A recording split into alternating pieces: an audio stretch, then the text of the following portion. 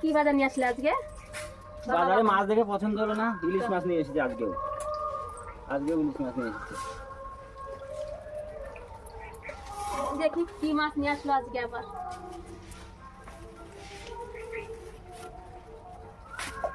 এর মধ্যে বাজার আছে, দেখালাম না তো, মাছটা দেখা কি মাছ নিয়ে আসলো।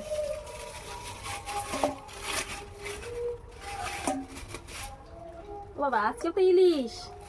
হ্যাঁ আজকেও তো ইলিশ এইভাবে ঢুকাইছে। আজকে ইলিশ মনে হচ্ছে ডিম আছে, এই দেখো পেট মোটা ডিম আছে, ডিম একদম চকচক করছে, গঙ্গার ইলিশ।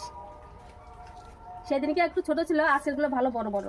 এই দেখো দুটো ইলিশ এখন আমি কাটবো।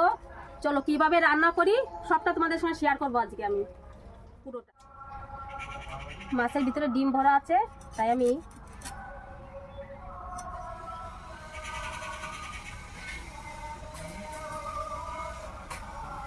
খুব সাবধানে কাটবো যাতে ডিমগুলো মাছের পেটের ভিতর থেকে যায়।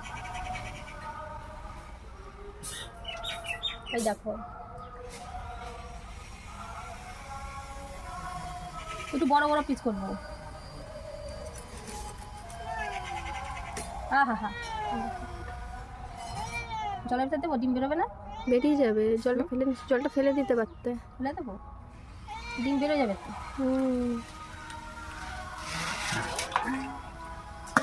যা মাছ তো দৌড়াচ্ছে, জ্যান্ত হয়ে গেল নাকি? মাছ কি জ্যান্ত হয়ে গেল নাকি? দৌড়াচ্ছে মাছ, দেখো গামলাটার কাছে।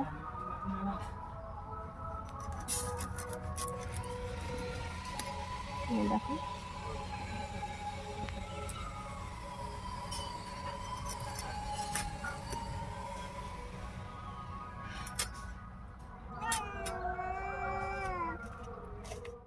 ইলিশ মাছ রান্না করার জন্য আমি সর্ষে বেটে নেব। এই দেখো সর্ষে,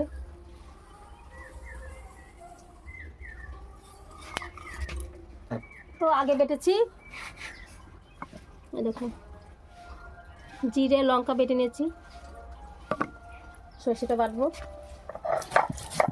সর্ষেটা একটুখানি দিয়েছিলাম রোদ্দুরে, সর্ষে বাটার আগে একটুখানি রোদ্দুরে দিলে পরে ঝাঁঝ হয় ভালো। তো মাছগুলো এখন রান্না করবো আমি। কড়াইয়ের ভিতরে সব সাজিয়ে দেবো,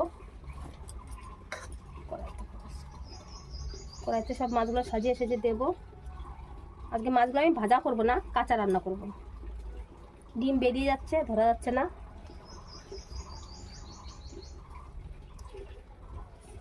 দেখো ডিম